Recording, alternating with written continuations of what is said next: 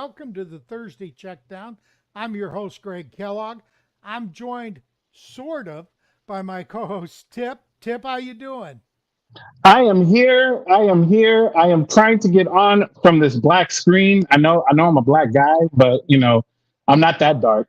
So I'm trying to get He's on. trying to sneak up on me, folks. That's what it is. He's trying to sneak up on me. There we go. I think we've got it. Okay, and we've got it's Tipp is here. Good. There we go. Tipp, we've got It wasn't that dark, but we've got an OG with us tonight. 100%. I met this guy through Bob Harris, who you know I love. Bob and he went to the same university, and I started a league called FanX, or the Fantasy Experts League. This guy with his partner, who at the time was John Hansen of Fantasy Guru, dominated. I absolutely hated these guys because they won 3 years in a row. You ever been in an experts league? Everybody's an expert, so it's competition anyway. 3 years in a row, they won FanX. So let's bring on Steve Cohen, who is, my God, I can't say all the good things I want to say about Steve, but he started out as a content creator like the rest of us, and he progressed to where he was SiriusXM's fantasy football station manager. He's the guy that decided who went on the air. So, JC, can you bring Steve back? Hey, how are There you? we go. Is that light again? Steve, what's your official title at Sirius? So I'm the outgoing SVP of Sports Programming. At the end of the month, I'm bidding adieu to 20 years of SiriusXM. Got there in 2004, built out all their sports talk channels, beginning with the NFL channel, which is why I went there. And, along with Matt Deutsch, we created Fantasy Sports Radio. Matt and I were very passionate about it. Our days at WFAN, back then, sports talk radio wanted nothing to do with fantasy football, fantasy sports. No way, no how, right? Well, now why? They can't get enough. Yeah, I was going to ask why. Yeah, why? I'll tell you why. Because the fantasy enthusiasts knew more about the players than the hosts. Oh, so the hosts. Hey, I went to Fox for 1 year, and the people at Fox, I asked them, "Do you want money or do you want clicks? Do you want us to get the audience or do you want us to make money?" And they said, "We want the audience." So what we did was we focused on getting clicks and stickiness. That's all we focused on.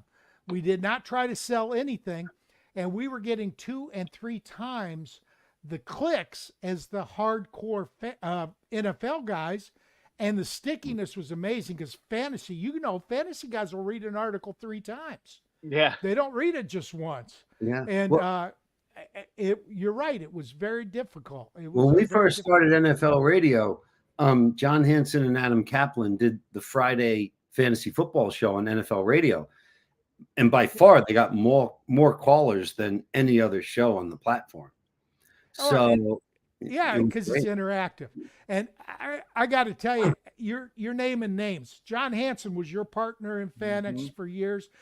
Adam Kaplan is the uncle of Sam Kaplan, and Sam was an original member of FanX with us. So I'm trying to get a hold of Chris Rito because FanX is still in existence. If he kept any records, I want to name, I think we had more Hall of Famers in FanX than any other league has ever had. I really do. I think Emil Cadlick, Bob Harris, myself, you, John, I think is a Hall of Famer too. Mm-hmm.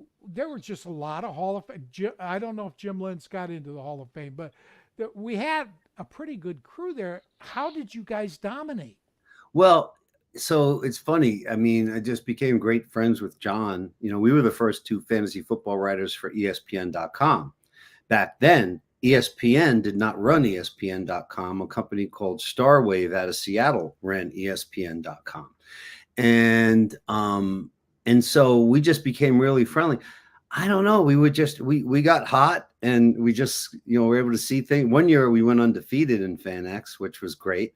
But no, it was just a great time. And, as time goes on, the game has evolved, right? And now it's very different in terms of how we choose our fantasy teams, prepare, to set our lineups and all that. Back then, it was more run oriented, I would say.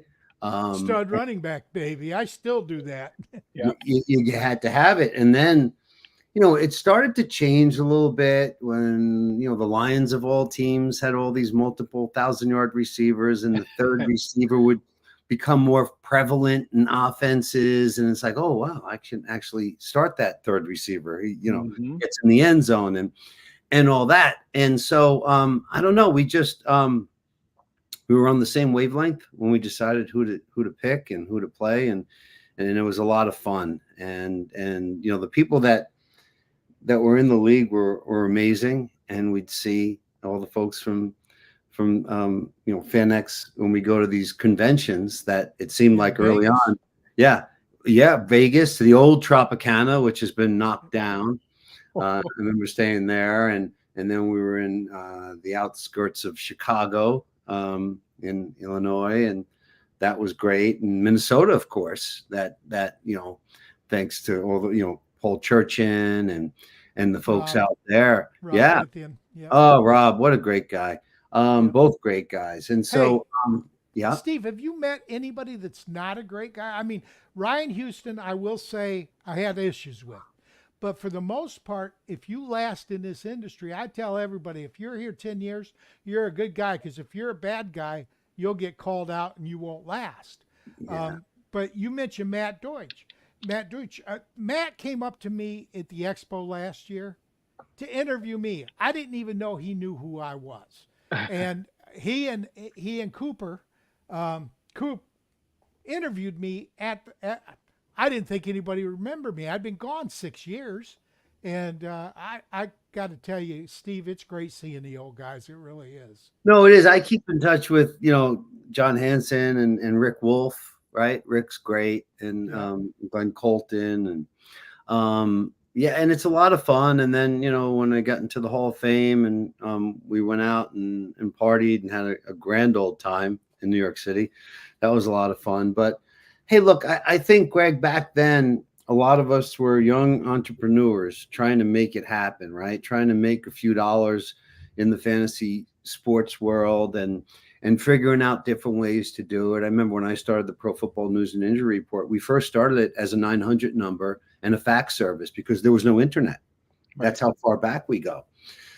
And then it evolved, and the ESPN.com deal came about, and I guess I was the first fantasy writer for NFL.com. The NFL, oh my gosh, fantasy, it's gambling. They wanted nothing to do with it. And then a fellow named Chris Russo called me and I wrote for them, and that was great, and that really helped the business. And I think, back then, Greg, we did a lot of things either for free or for a bit of money, but the main focus to us was to get our name out there, our website out there, our publication out there, so that people would consume our information. So, I remember going on Paul Churchin's show at KFan in Minneapolis every Saturday morning, and it was awesome. And then we had such a great time. I started going on with Paul Allen, and back then he hosted with Jeff Dubay, and I go on KFan, and it was amazing, just the whole sports talk phenomenon, because, people did it differently in each city. So while in New York, the programmers were far more conservative, they wouldn't touch fantasy sports. Well, Doug Westerman was the program director at KFan in Minneapolis, and he was all about the fantasy because it was football. We were talking football. Anybody, who talks fantasy, it's just football talk until you get to the point of who to play and who not to play. Yeah. And now the whole how gambling has come in and props have come in, and it's all kind of meshing in terms of decision making. And you look at, what did Vegas have for this guy with props? Oh, that's not very good. Yeah, but I really like him. Yeah, but Vegas doesn't like him. And so you drive yourself crazy trying to figure out who to play and who not to play. And so, but it's so much fun. Listen, the bottom line is, fantasy football brings us closer to the game, makes us bigger, better, wiser, smarter fans of the game. And for nut jobs like me, I just absolutely overthink it each and every week. Because it's like you get to a point, it's like, okay, kind of know too much, and then you start rooting for guys, right? And it's like, oh, like I thought this year, Trevor Lawrence, this is going to be, Oh man, yeah. That's where he's going to be, right? Okay, well, you know what? He is who he is. He's average. He's an average quarterback who can overthrow a small country. Okay, he was one of the highest rated quarterbacks coming out of college in the history of the NFL. Now I got to let Tipp get in because I know he's dying to ask you some things. Yeah, for sure. No, so one thing I wanted to know is, how did you transition from the NFL, talking NFL sports to the fantasy? How long did it take for you to actually see the transition, the change? So for instance, I'll give you a little background of myself. I started 2005. 2005, I started playing fantasy football just with a group of guys. And 2006, 2007, I really got into it. And I was like, okay, I'm going to start listening to the SiriusXM radio. I've heard, all these different crazy, names that you just said about that I've listened to back in those days. So, I just want to know, when did you see the change? When did you see the shift? Well, we kind of forced it a little bit when we put the fantasy show on NFL radio. Because Tipp, I'll tell you what that did. The success of that show led to the CEO of SiriusXM back then, Mel Karmazin, saying, you can do a fantasy channel. Wow. Right now, my boss wasn't in favor of it, but because Mel Karmazin years ago, his son Craig Karmazin was really into fantasy football, and they played together, and he saw the value of it, right? And then when you present to him, hey Mel, look, we get more callers on this show than anything else. The fans love it. He was all about it, and so once you launch a channel, it's easier to integrate everything. Now, don't forget, I started at Sirius. We merged with XM. Now, XM was doing a RotoWire fantasy baseball show on MLB Network Radio, which was really good. So, it kind of changed that way, especially at Sirius, because, once I started at Sirius and started building channels, I built over like 18 sports talk channels. I don't really listen to terrestrial radio. I don't have the time. So I'm not sure what happens in the terrestrial world, other than the people who I know were contributing to terrestrial radio, like the Mike Fabianos of the world. He was at CBS Sportsline, right? And then he got involved in all the CBS areas and different terrestrial radio stations and such. So yeah, I just think once it became a bit more prevalent, I think the NFL letting us in and embracing, fantasy football, I think that helped us a lot. Became more mainstream. When you go on that NFL.com site and you see fantasy football information, Absolutely. It becomes more mainstream. And then, of course, the NFL Network helped us too, because they launched some programming on their channel. Mm-hmm. And so, yeah, then it was on. And it's awesome. What year did you start putting together fantasy content for Sirius? Oh, man. Well, my original fantasy content was for Bob Harris and the TFL report. Right. I went to school with Bob and of course, Paul Shulman. He published the TFL report. And that was interesting because you had to write information on Sunday night, get it over to Bob via fax, right? And then he had to get it in the mail on Monday so that you would get it by the end of the week, Right. So that's when I first started writing. But no, at Sirius, I want to say by like 2008, 2009, we launched Fantasy Sports Radio. Then I want to thank you, because if you'd have brought me on the air before I retired in 2015, I probably wouldn't have retired, and I would have missed seeing a lot of the world that I got to see. And well, good for you. I'm seriously happy that you didn't, because my wife would have left me.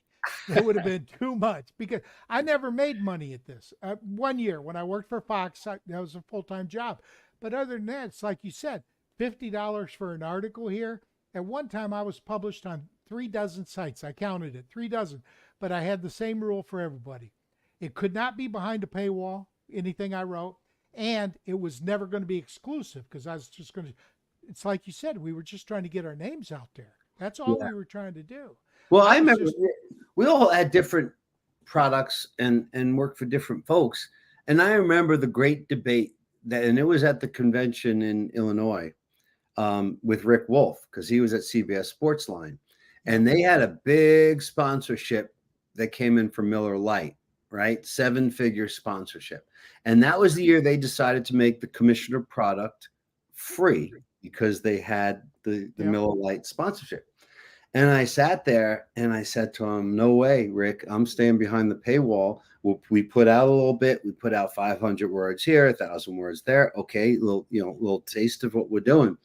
But no, we're a subscriber service because we felt like we had information nobody else had, and we would help give folks an edge, right? Little did we realize that we helped the gamblers a great deal as well, having that injury information. And so, but that was the great debate. And I remember, talking to Rick about it in the lobby of that hotel, saying, yeah, no way, man. I said, I mean, listen, somebody wants to come in and be $1 million sponsor for what we're doing. Great. Then we go free. But my fear was people were going to use our material and put it back out there and not credit us, which ended up happening. And it's a tough pill to swallow when you're sitting there and you're working a full-time job at a radio station, right? And then you're staying at the radio station doing your Wednesday, Thursday, Friday injury reports where you're not getting home until 8, 9 o'clock at night. Right. And then on Saturday, you're like the family, hey, I need 4 hours to put this report together. Right. And then you see something out there that is only yours because you're the only person who got it from the team. It's a Saturday. There are no beat writers, near the walkthrough and all that. So then you're like, oh, man, that really sucks. Here I am. I'm giving my life away for this. Right. And so, working 18-hour days wasn't uncommon. It was more the norm for us when we were putting this stuff together. And it was a lot. And then, partnering with Kaplan and Jay Glazer, we're basically splitting up the 32 teams. And it was a lot. I mean, Kaplan would, just work all night and all day on this because he was the guy that posted everything to the website and such. So you're talking Adam here, not Sam. Yeah, Adam. Yeah, I love Sam too. I hope he's well. I haven't spoken to him in a while. I just ran into Adam at the Radio Row in Vegas for the Super Bowl. He's doing some work. If you see Adam, tell him I asked after him. I will. Yeah, he's still doing work for us on NFL radio. He's still, he's working for Sports Grid. He's doing well. And, I get a kick out of seeing him in, a sports jacket and slacks and such. Oh, I can't even vision that. You see your turn. Hey, so I do want to ask another question. Now we have Dynasty, we have IDP, you even have Guillotine leagues. You have all these different leagues that are out there now. I grew up playing, or I should say grew up, but in 2005 I started redraft, and I've always done redraft since then. Got a couple of Dynasty leagues as well. Steve, tell us, what's one of your favorite leagues to be a part of as far as the format? I'm going to tell you, you may not be aware of this type of league, but I've been in this league since 1988. Wow. Okay. It's a yardage only league. There are no touchdowns. Okay. So you get a point for every. Yeah, you do have. That's the only points you can get. No defenses. You have one kicker.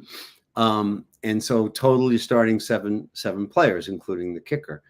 And you can go 1 running back, 4 receivers, or you can go 2 running backs, 3 receivers, 1 quarterback, right? But I got to tell you, it's the look. I put my finger up on the damn thing. Apple. Thank you very much, Apple.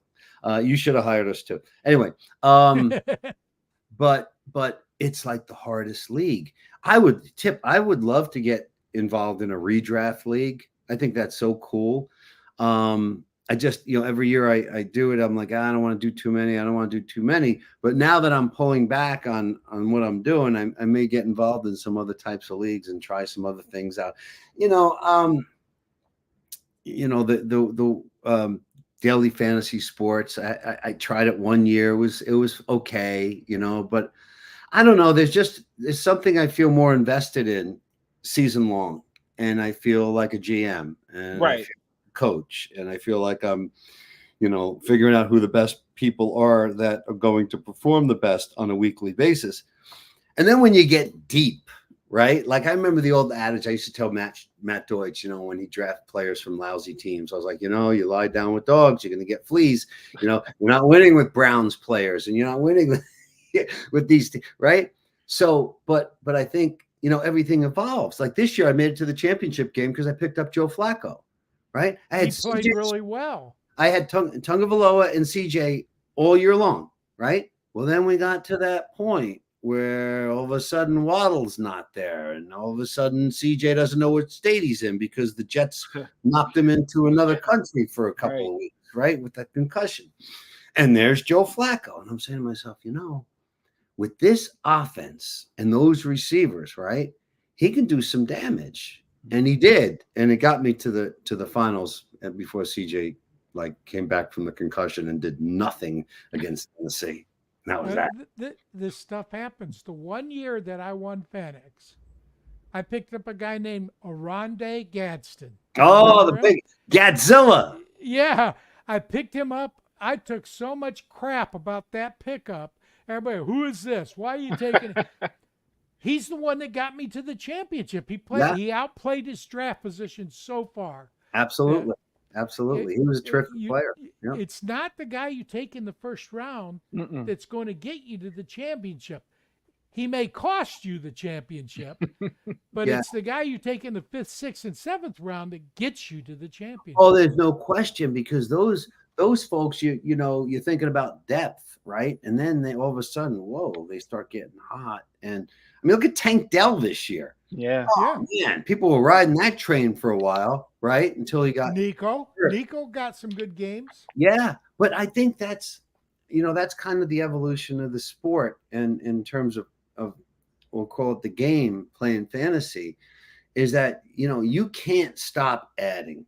You start to see guys, and you see guys banged up, and well, who's backing them up? Oh yeah, I remember him from preseason, and I remember him in college, and so. And it's a roller coaster, right? Like you go with Downs on Indianapolis, looking good, all of a sudden gets hurt, not the same for the rest of the season, right? Mm-hmm. And I think that's what happened with Kelsey this year.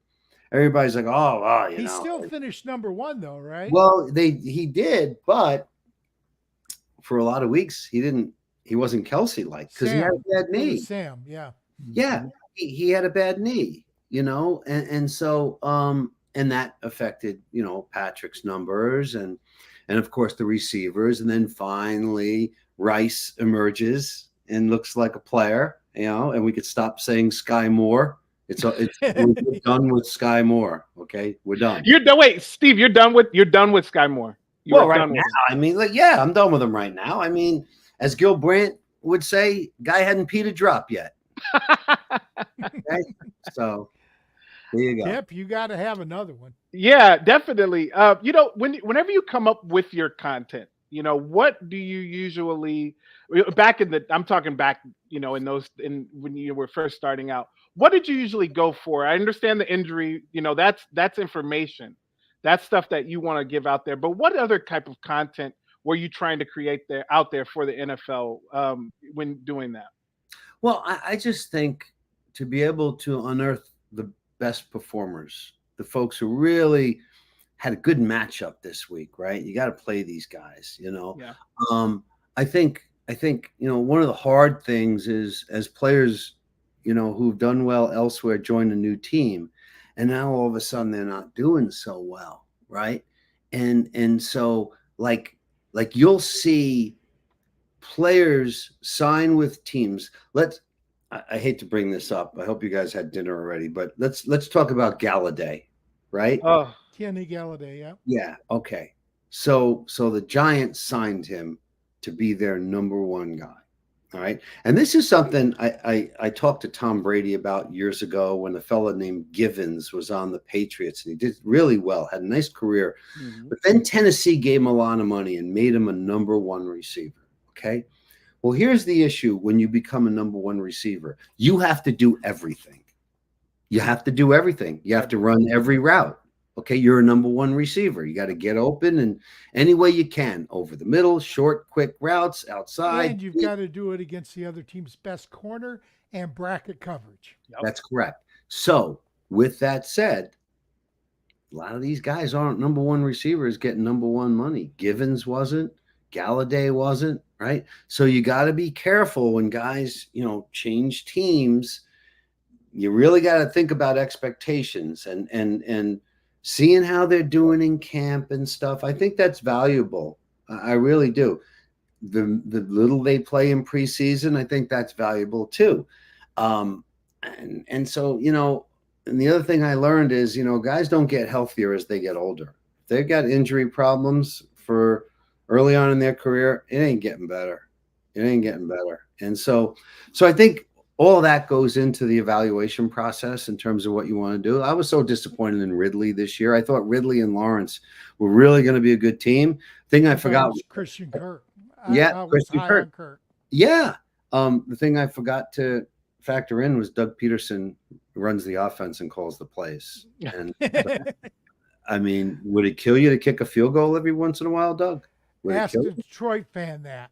Well, so that's a whole other deal, right? Yeah. And that's where Dan Campbell needs to learn how to take the pulse of the team, the psychology of the game. One time, I understand. 2 times, that's a mistake. Well, when the Niners come out to start the third quarter and they drive the field and your defense holds them to a field goal, right? And then you drive the field. And instead of kicking that field goal, which negates the 3 points, takes the air out of their sails a little bit, because now it's back to the drawing board. Oh, no, we're going for it on fourth down.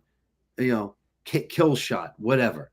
Yep. Well, Nick Bosa was thrilled with that because that fired them up when they had an opportunity to get the ball back. We're already up 3 for the half, and now you're going to give us the ball back? Our offense has finally gotten it together? I mean, that's a terrible miss. That's amateur hour for Dan Campbell. It took Detroit quarter and a half to rebound. Yeah. Because the defense gave up 2 quick touchdowns, and then after San Francisco went ahead, finally Detroit came back. So this is the problem with analytics, guys, okay? Analytics doesn't have a heart. Analytics doesn't have a pulse. Analytics doesn't measure momentum killers, right? And don't get me wrong, there's a place for analytics. It's helpful. But my God, the way these coaches are using it for 2-point conversions and going for it on fourth down is ludicrous. Absolutely ludicrous. Yeah, they're not getting back to the basics. It's getting back down to the basics. Like, for instance, I remember when Detroit converted on those 2 3rd and longs, and I turned to my girlfriend and I was like, oh, Detroit's going to win this bad boy. Yeah. They're going to win this. And she was like, well, how do you know, babe? She's always kind of like asking, didn't they do one of those running the ball too? They did. Yeah. They ran the ball. It was a 3rd and long and they ran the ball and converted. And I was like, how?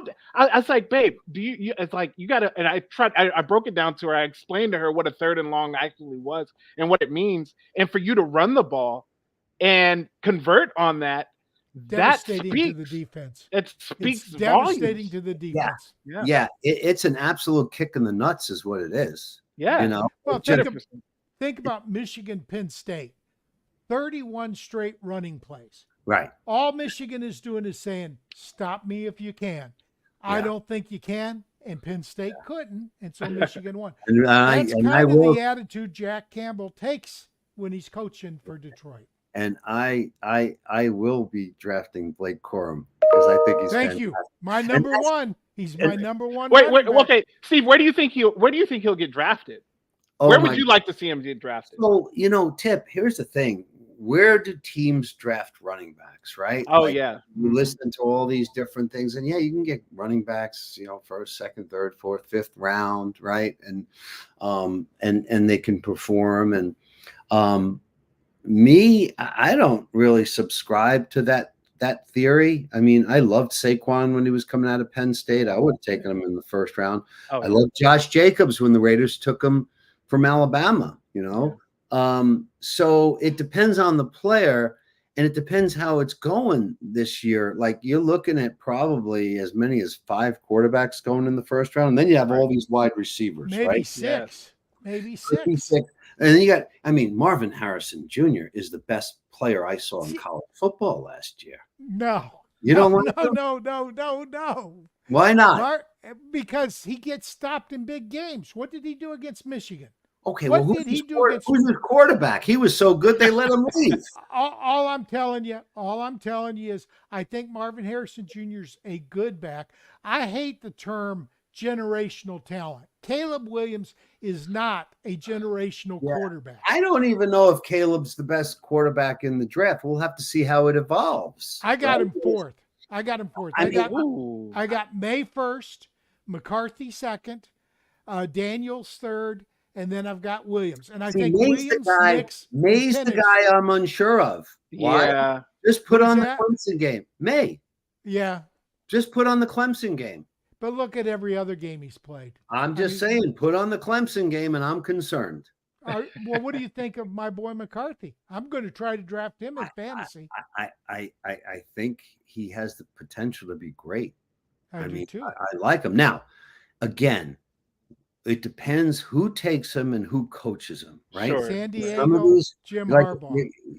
See, it won't happen because they got Justin Herbert. No, they got Justin. Now Corum could go there. We had talked about Corum last week, possibly going to San Diego, but he wouldn't be in the first round because they need to take Brock Bowers and don't look back, right? Do you really think Bowers is all that? Yeah, in a cup of tea. Oh yeah, they say he can't block. You know what? He blocks enough. Don't worry about that. Especially with the Chargers. He's going to be an Antonio Gates type tight end then. Yeah, but he's not the block. He's not that kind of tight end, right? Because Antonio is really big guy, and he can block. But Antonio Gates was mainly a receiver, not. I think he's more Tony Gonzalez than Antonio Gates. That'd be pretty damn good. Yeah, he's more Shannon Sharp.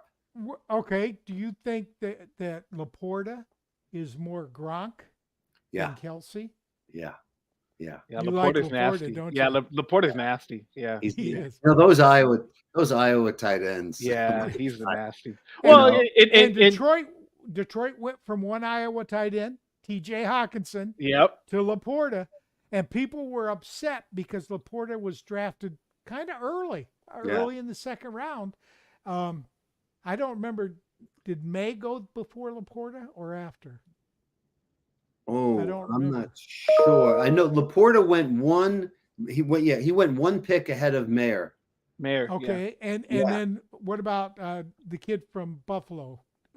Kincaid went earlier. Yeah, Kincaid went earlier. I think Kincaid was first. Yeah. I think Laporta was supposed to be the third best tight end. And I thought he went to Iowa. He's going to be the best tight end. You also know what else too, Greg, that I really liked about Laporta is he's already in an offense where they have an established offensive line, so he doesn't have to do blocking. He does blocking. You go look at those inside runs by Jameer. No, he does. But I'm just saying he came back on an inside block, a trap block on most of Jameer Gibbs' inside runs. No, he's a great blocker. But what I'm saying is he's already got a great offensive line there, so he can go out there and that's for sure. He can go out there and catch passes and then help with the run game as well. That's why I really was big on Sam Laporta, because I saw the fact that he's already in an established offense. He's already in an established offensive line. It's going to be easy for him. He doesn't have to do all of the other stuff. Let's go to Steve. This year's draft class, take out Marvin Harrison Jr. Who is the best deep threat at wide receiver? The kid from LSU. Neighbors? That kid is nasty. And that's wide receiver you as well. So yeah, and he just can take the top off of defense just like that. I think the kid from I'm going to screw up the pronunciations, but the kid from Washington is really good. Although Odunze? Yeah, but see, again, now I understand Michigan has really good defense. Mike Sainristil is a wide receiver playing DB better than most DBs play DB. Will Harris is a 5-star cornerback. He's really good. So I understand that Michigan got pressure on the Washington quarterback. Is it Nix or Penix at Washington? Penix Jr. Michigan got a lot of pressure on Penix, and the corners played extremely well. Yep. So I can understand. That's a hell of a defense. That's a hell of a defense. It was a very good defense. And by the way, Florida State, don't sleep on some of those Florida State players. That was it Coleman, that wide receiver. Who's the Malaki? Malachi?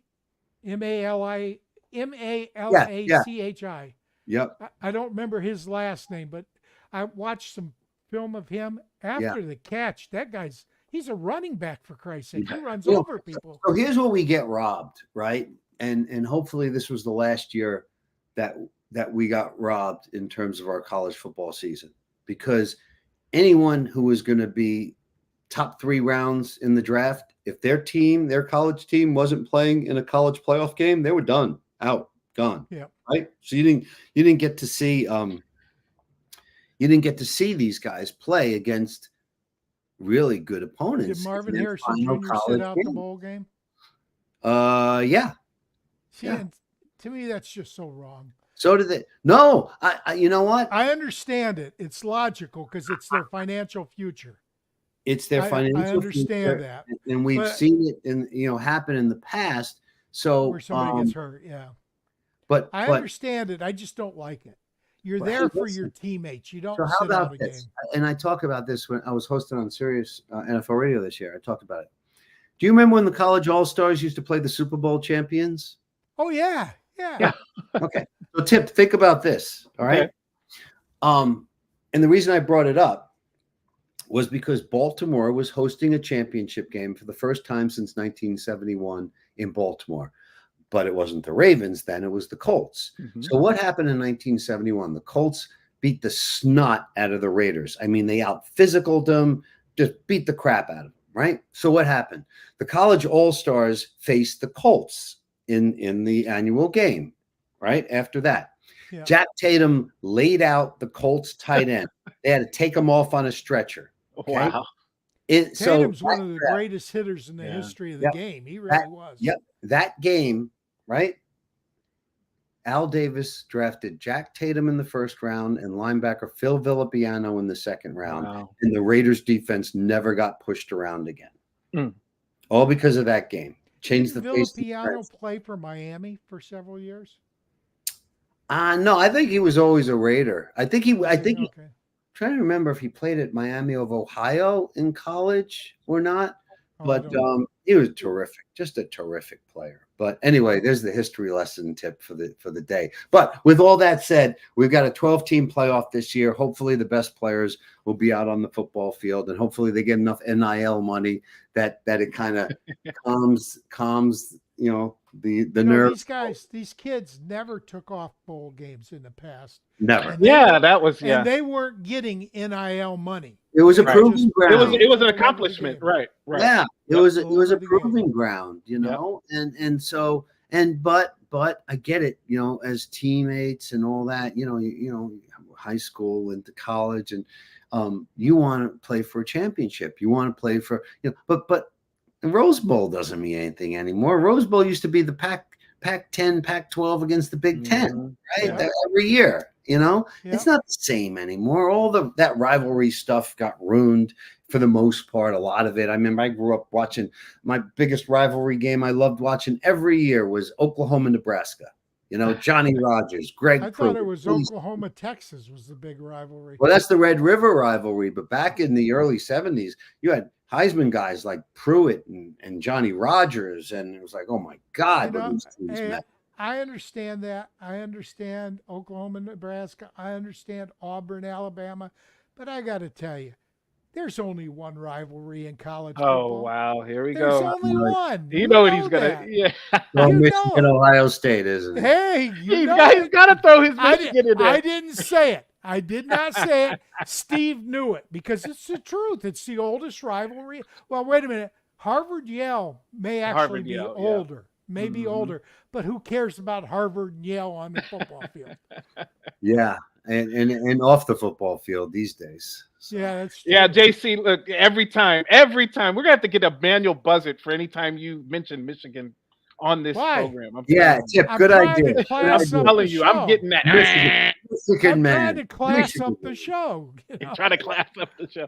Hey, okay, so Steve, I mean, I could not, not ask about this past game that we got, the Super Bowl. What were your thoughts on it? Do you think that the Kansas City Chiefs can three-peat? And just give us what your thoughts on as far as overall ranking this Super Bowl. Where would you have ranked it? I thought it was a really good Super Bowl. It wasn't the best Super Bowl I've seen.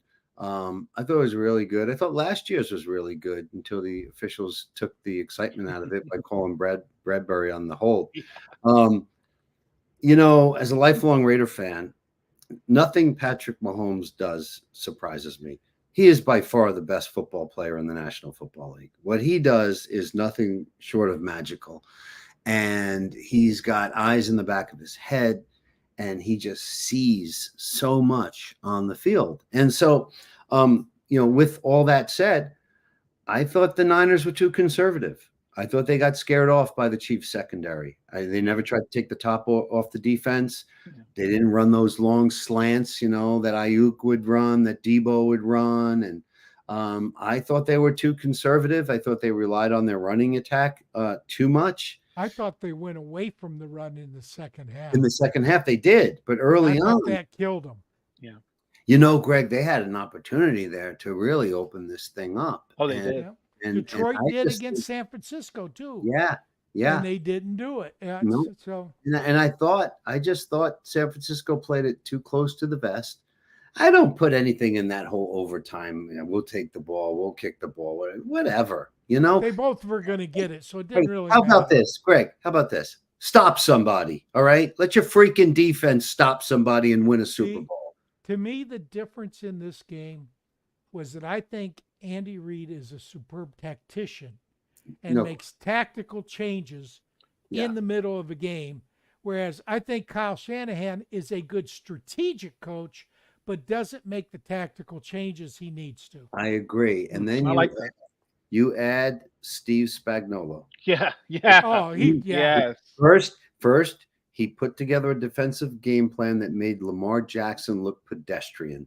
Lamar's brain was all over the football field, and his feet forgot to follow his brain because all of a sudden he stopped running. Yeah, and he was second guessing himself the entire game, and Spagnuolo won that game. For overtime in the Super Bowl, Spagnuolo did an all-out blitz inside the 10 that forced the field goal. Yeah. 4th and 1, and San Francisco played it even. And Simpkins is no longer the defensive coordinator because he got out-coached by Spags. Yeah, I don't think Steve Wilkes deserved to be fired just for that, right? But what I will say is, what happened to their run defense in the playoffs? I mean, I'm still seeing Aaron Jones running. What happened to the run? You've got these great linebackers. You got this great front four. What the hell is going on? I was screaming at Andy Reid in the first half of that game because he did not learn from Green Bay and Detroit. Yeah. Green Bay and Detroit attacked San Francisco between the guards. That's correct. They attacked between the guards, and Pacheco was taking everything outside in the first half. Yeah. Yep. When he ran straight ahead, he'd get 10 yards. Yeah. Well, they didn't have Tooney as well, so I wonder if that kind of maybe had him second guessing. But what we saw and what we looked at as the deficiency in the defensive scheme for the Niners was Young and Bosa were playing too far outside. Too far out. Which means so now guard to guard, you gash him inside, right? Yep. And to Greg's point, what's Pacheco running to the outside for? These guys are playing you so that you run to the outside. So that's where Andy Reid came up a little bit short in the offensive game plan. But I thought adjusted at halftime. Yeah. He had that. He had Purdy and the receivers and Kittle. He had him worrying, much the way Lamar Jackson and Zay Flowers lost his mind in the game. You know, Yes, yeah. I like what that the kid coach will though. do. I like Zay Flowers. I do like Best Zay rookie Flowers. receiver in the class this past year. He'll be a really, really good player. He just needs to continue to grow and mature, and he will. He will. Well, oh, go ahead, Greg. No, you go. No, so you did say something, and I can't ignore the fact that you said that you are a lifelong Raiders fan. Yeah. I am a Raiders fan as well, and I kind of felt that energy a little bit.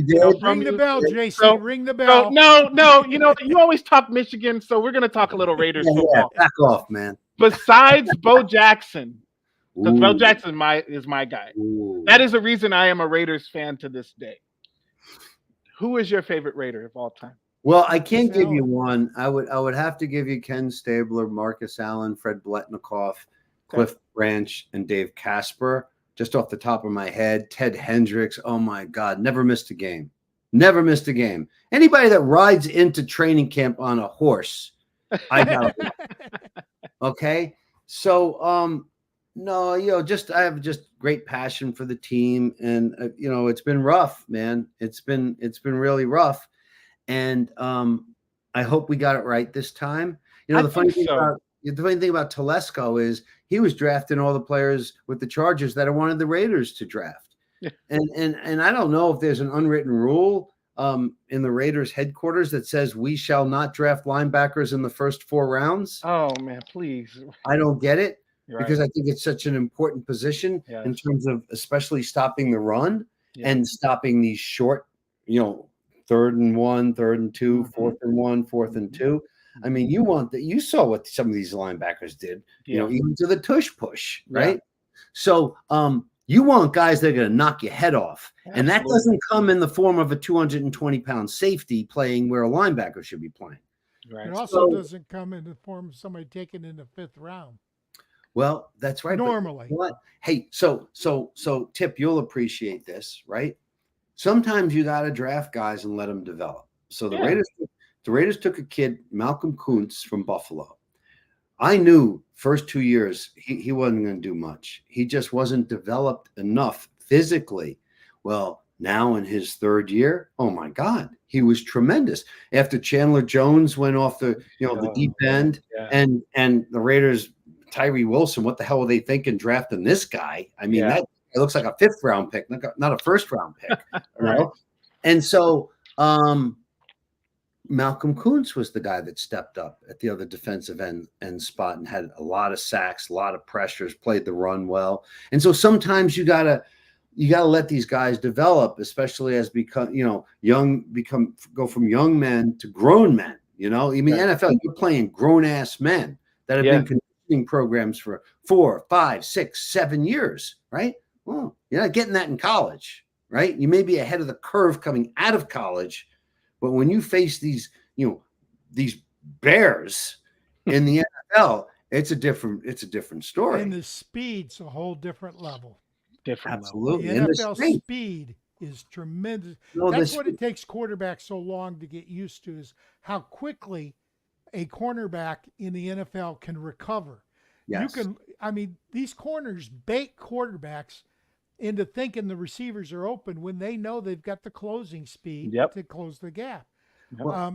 I want to get back to fantasy a little bit, Steve. You've been around a long time. I'm snidely saying he's old, but you've been around a long time, and you're very accomplished at this hobby, this business now. That's what you say. This was a hobby when we started. Yeah. And a few people were trying to make a little bit of money at it, but nobody was getting rich off it. It's a business now. People are making good money. If you were going to take a young content creator, what would your advice to him be, or her? Well, I think the most important thing these days is to create an awareness for yourself, to create an awareness for your work, right? And what you have now that we didn't have back then is social media, right? Well, you got to be smart with how you use social media, because you got a lot of trolls who have nothing better to do with their lives than to crap on people, right? And that's what they do. That's what they like to do. Okay, because by the way, we may be Hall of Famers, but it's not like we're right all the time. We're going to be wrong, and you have to have humility about being 40% of the time, the best people in fantasy are wrong 40% of the time. So you have to have a humility about Yes. that. It doesn't mean you lack confidence, right? And you Right. can have ego, that's fine. But I just think that creating an awareness for your acumen in terms of telling people who to play, seeing different things. I think that's the biggest key right now, is to use this free marketing known as social media to benefit and grow as a fantasy expert. Your opinion, how important in the written media is spell check and grammar check, and how important in the audio video media is proper pronunciation of Well, the it's very names? important. Yeah, it's very important. And I've gotten old where I know numbers better than names, right? And so but with that said, when you mispronounce someone's name, it sounds like you don't know who the player is, right? But I think my biggest pet peeve is I'm tired of TV announcers acting like I haven't seen this team play when I've seen them play more than the TV announcer. Oh, Like Tony Romo watches one game of the Steelers before their playoff game, and he's like, Jalen Warren. He's like, where did he come from? Well, Jesus, Tony, haven't you been watching been around all year. Yeah. Haven't you been watching all year? Those of us who drafted Najee Harris early, we're pulling our hair out, and this Jalen Warren fella's running all over the place. So that's what really bothers me. And so that's where we can make our bones with fantasy enthusiasts, because they ain't learning anything from these guys, because these guys, well, not all of the guys, some of these guys are going to be, are pretty good, but not Who's Tony your Romo is favorite? one of them. Who's your favorite? Well, Ian Eagle's my favorite play-by-play. Yeah, Ian Eagle's good.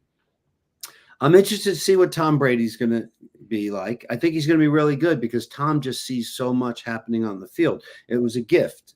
It was a gift. That's why, the best quarterbacks. Where did he go to college? I'm sorry? The Brady guy? That's Your turn, Tip. Oh, man, I'm telling you. I am telling you. You are a Michigan man, Greg. Yeah, Michigan yeah. man through and through. I live in Texas, but I grew up in Michigan. Yeah, that's interesting, because I really like Greg Olson. Going back to that. I like what he. Yeah, but what bothered me about Greg Olson? I'm going to tell you what bothered me, Tip, about Well, Greg what bothered me? Tight end. I like Greg Olson, right? No, he was not. But yeah, he was a good tight end. Decent. And this is why, it's I see too much, and it drives me crazy. The Niners' first drive against the Lions, the first scoring drive, McCaffrey catches a ball going left side, blatant hands to the face against the defender. No call. Announcers don't say anything. You can't stiff arm a guy and put your hand in his face. That's hands to the face. Should have been a 15-yard penalty. And the announcers say nothing. Players have done that forever, Steve. I'm just saying, you'll see a guy stiff arm to the helmet. Yeah, but this was like he had in the Did face. he grab the face? Oh yeah. Oh, okay. That's yeah. different. Yeah, that's. Oh yeah. Yeah. No.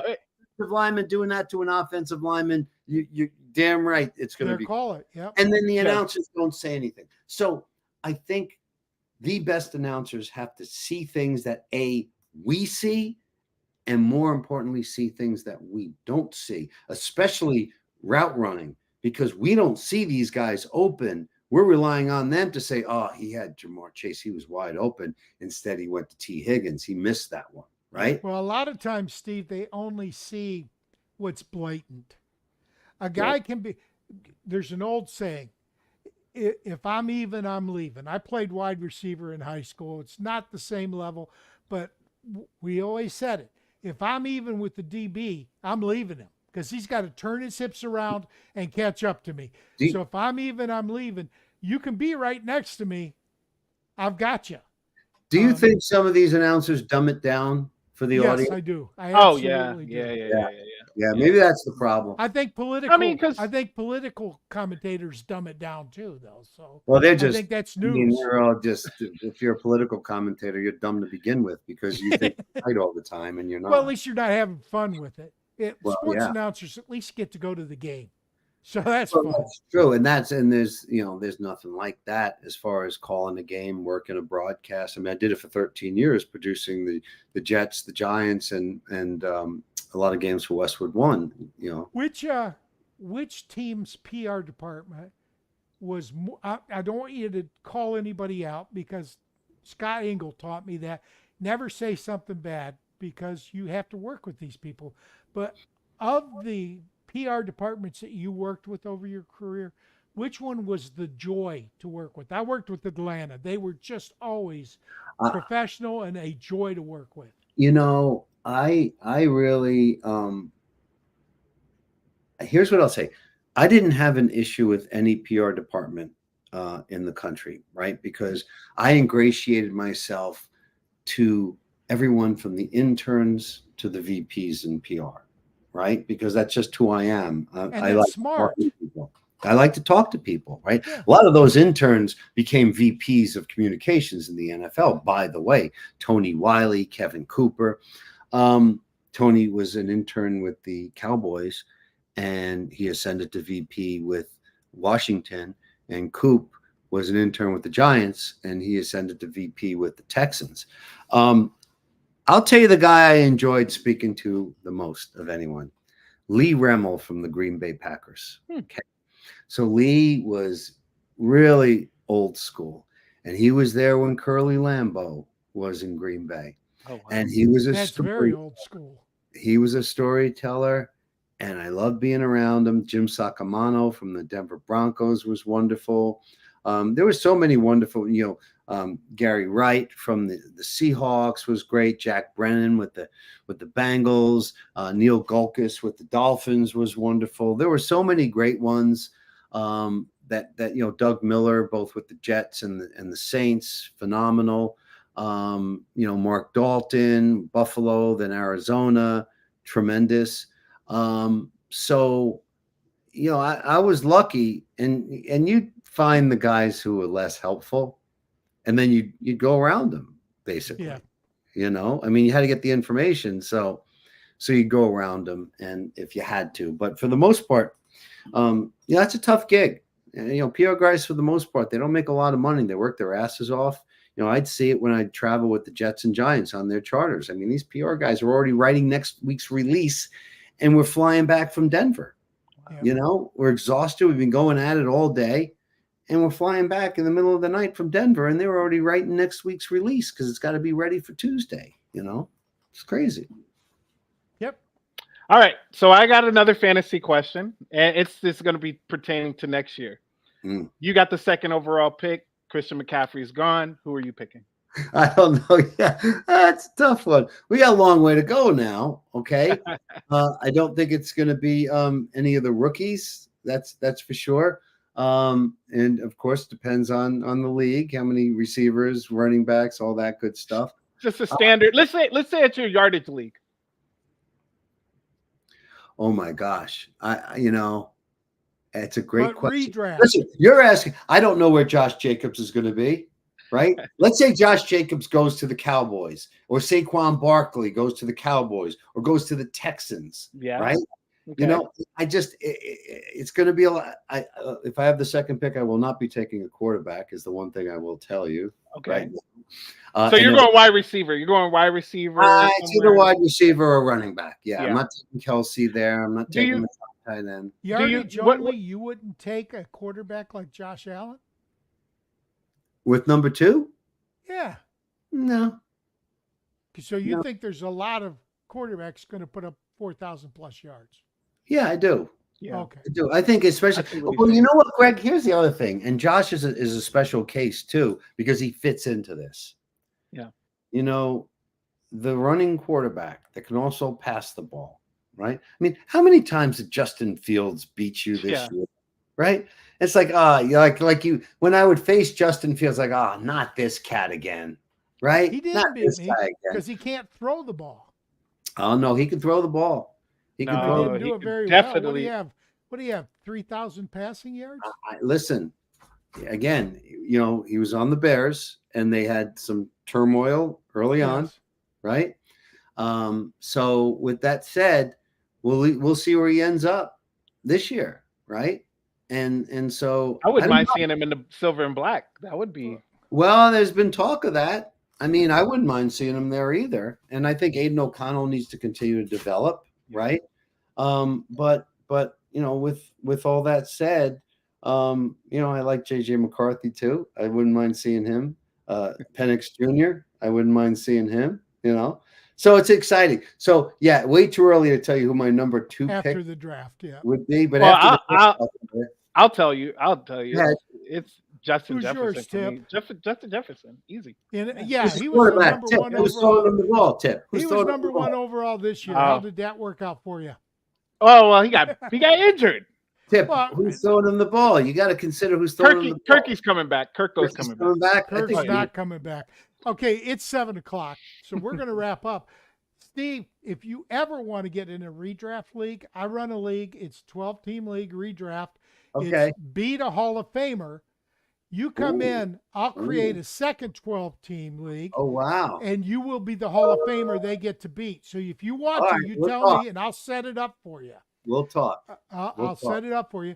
I want to thank you. I want you to promote anything that you're doing that you want people to know about. And also, you told me that you're not on Twitter much. I understand why, but are you going to get back on now that you're not going to be A little running? bit. We'll see. If I think it'll be more around free agency and the draft where I can't. Will you do the control Cohen myself. NFL one? Is that Yeah, right? at Cohen NFL on Twitter. So I'll get more involved then. But yeah, I just it's like.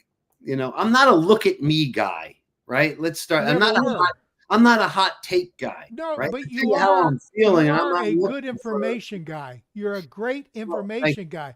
Thank so you. guys like me want to get you involved on our podcast because you grow the audience. I'm never going to make money at this. I'm 68. I don't want to make money at this. I already told JC, you got to pay somebody. Pay Tip. Don't pay me. I don't want to screw with my taxes. Well, it's a passion play for me now, and hopefully I'll do more of it as we move along here as I figure out what I'm doing next in life. But I know JC is running DFS. He's getting involved in that. Good. If you want to just talk, okay, or do a simple podcast, you reach out to JC. I will guarantee you he'll give you a show. Okay, I guarantee it. All right. Well, we'll talk over the coming weeks here, and I enjoyed being on with you guys. Though this was a blast. Well, I want to thank you. I understand that we got crossed a little bit on the Emil Cadlick show. Emil couldn't come on, but we did get Bob. This is how great this industry is. Dan and Kelly Grogan were and Ian Allen were the biggest competitors to Emil Cadlick. They all wanted to come on and talk about. Oh, isn't that wonderful? It is. Where else what Ian did with Fantasy Football Index. I mean, it was amazing. Back then, we can't wait for these magazines to come out on the newsstands and go grab them, And by the way, still getting a lot of these magazines for sure every year because I want to see what the experts are saying and thinking. And then, you use that as a starting off point. And then as things evolve and you start seeing things and new coordinators coming in and what they're doing and bringing different offensive philosophies, and all of a sudden players are blossoming like they hadn't been before, and then you start to change your perspective a little bit. Okay, I want you to hit on one thing before we go, because you just said something that I think is one of the most important things, and I don't want my audience to miss it. How important is it to you, the new schemes and coordinators and head coaches? How much does that play into your evaluation? It plays in a lot because, I mean, heck, you saw it in Vegas. Once they got rid of those guys, all of a sudden Devontae started to get the ball thrown to him and catch the ball. And all of a sudden Mayer's like, oh, wait a minute. Maybe he can play tight end in the National Football League, right? I don't know what Josh McDaniel was doing out there. I don't know what the hell he was doing. He was suppressing his team. It was ridiculous. But with all, listen, some people just aren't head coaches. Some people are better coordinators, right? And that's the case with Josh. But Spagnuolo. Well, I mean, Spags is tremendous, but you got to factor all this stuff in and offensive minds and all that, and guys like Cliff Kingsbury. I'm so glad he's not with with the Raiders. Good luck. Oh, where do you go? Washington. Good luck. Yeah, the Commanders. Do you still call them the Redskins? Quarterback. So whoever they draft, good luck. We're with Cliff. Good luck. Are you calling them the Commanders, or do you still call them the Redskins? No, I had some flubs when they were the Washington football team, but then I kind of learned from it, and God knows you make a mistake like that in 2024, people get upset. I know. I can't help it. They were the Redskins forever.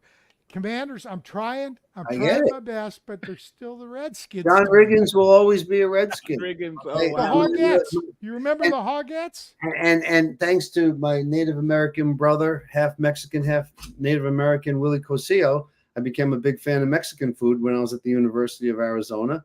And by the way, you want to learn about Native Americans and their heritage, you go out to Tucson. You'll learn plenty. And so that's my wife's Hispanic. My wife's look, Hispanic. I've been blessed my whole life. I mean, listen, that's what we've all been blessed by meeting folks who don't look like us and have different cultures. That's what's fascinating about people, you know. And then great about this country. One jerk that says, "Oh, you're Redskins, you're racist." Okay, there you go. On Twitter. Oh, there you go. I made a mistake. I've been married 47 years to a Hispanic woman, so I don't know. Maybe I am. Yeah, it's like whatever, but it is what it is. And so, with that said, good luck to whoever Washington takes a quarterback, and I'm sure. I like Brian Robinson. I'm telling you, I like that kid. Yeah, I do like him. He runs hard, you know. He runs hard. I don't know what the shelf life is for him when you get hit that hard as often as he does, but. What about Derrick Henry? Is he going to have another life? He's done. Hey, look, this is Ty J. Spears. This is Ty J. Spears' year. Well, I don't think Derrick's going to be with Tennessee. No, he will not. Okay. I think he's really going to go somewhere else. I think he's going to go somewhere else and score double-digit touchdowns. I think that if somebody took him in as a goal line back and a short yardage back, that he can be effective for 3 more years. There's no question. Yep. There's no question. And I see it. But I don't think he can carry the ball 300 times anymore. No. I don't. By the way, I don't think there are a lot of running backs that are going to be that type of bell cow. I think the 2-back different look makes a lot of sense in today's game. Troy's system, it works. Yeah. It works magnificently. It really does. But you got to have the right 2-backs. How high are you taking Jahmyr Gibbs next year? How high am I taking? He's top 12. Yeah, as a running back. I would say that turn. I would say that 1-2 turn. Yeah, for sure. Because of all the 0 RB. Yeah. Drafters, I don't have to take him till the 2nd or 3rd round. Yeah, for sure. So I'm talking to one of them. Last year, my number 1 pick. You like going with the receivers early on? No, I don't. Last year I went with Travis Kelce at number 1. Yeah. Wow. Fifth overall, and I still think it was a good pick. He had some down games, but he still finished number 1. And if you take the top 3 tight ends and look at the difference between number 3 and number 6, it's a difference. It's a positional advantage to get a top tight end. Yeah. Well, Steve, the reason I like the 0 RB theory, I'm just going to real quickly say, when I started in 2005, because I started in 2005, 18 running backs had touched the ball 20 plus times a game. You fast forward it to last year when you only had 3, and then this year none. It's just it's evolving, like you said. It's going into a 2 running back system. The way they're getting paid. Well, I don't know now with the salary cap opening up. Hopefully they can get paid a little bit more. But it is going into a two back system, and it just makes more sense to go towards the wide receivers. Plus, the wide receivers can get yardage faster. So it makes more sense. Let me answer that in one way. Positional scarcity.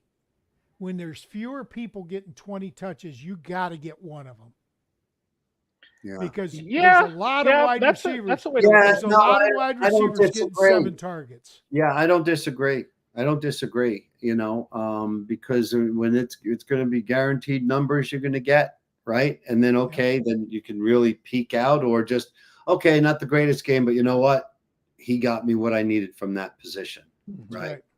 So otherwise, you're hoping that you hit on a rookie or a second tier running back Absolutely. that just happens to explode. But that's a hope. Right. So But that's believe one of the things strong- I do every year. I load up with rookie running backs because Well, you don't know who's going to emerge. But you know? usually, I mean, if you look at the 2 rookies this year, 3, the top 3 rookie running backs Well, were Bijan I blame the Bijan, coach. I Jahmyr blame the coach Gibbs, more than Bijan. Yeah, that was Gibbs. bad. Now, is Kyron Williams a rookie or second year? No, second year Second because year. I picked him up. Yeah. I picked him up last year, Okay. in 2022 towards the end, and then he got hurt. Yeah. But he flashed. He flashed. Well, I When think they he's couldn't going to figure be. I out- think he's going to be a top back this year, taking in fantasy. Oh, I agree. But as long as Stafford is still playing. yeah, I think he will. I Yeah. think he will. So Steve, thank you. Do you want to promote something? no, just if the people want to reach out, I'm at Cohen NFL on X. On X. Cohen JC NFL. wants to know what you think of Brees Hall. Oh, I love Brees Hall. Yeah, I love Brees Hall. I think Hall or ETN? Oh, Hall. I'm gonna go Hall this year. Yeah, listen, Nathaniel Hackett's a disaster as a coordinator. That's what holds Hall back, right? I mean, was it really hard to figure out, put the ball in Garrett Wilson and Brees Hall's hand if you're gonna have a chance to win? And then why was it so difficult for Hackett to figure that out? I don't know that it was Hackett as much as he didn't have a quarterback. It was Wilson Hackett. is- It was Wilson Hackett. is- The guy had the same game plan for Zach Wilson as he had for Aaron Rodgers. It was Well, Hackett. does that Yeah. mean that Aaron Rodgers is going to suffer this year because of? Well, no, because Aaron Rodgers will take the play calling out of Nathaniel's hands and he'll Mhm. change plays because now you Okay. can open up the playbook and you can check off as you see what's going on. Right. Zach couldn't do that. Mhm. Zach, they didn't open up the playbook to Wasn't he a high first-round pick? Oh yeah, he's number 2 pick. But all those quarterbacks, who was really good from that draft? The 2 best quarterbacks were Lawrence and Fields, and nobody's sitting here saying they're upper echelon yet. Yeah, true enough. They'll have to get a second contract before that happens. They'll have to perform before that happens. That's right. All right, JC, take us home.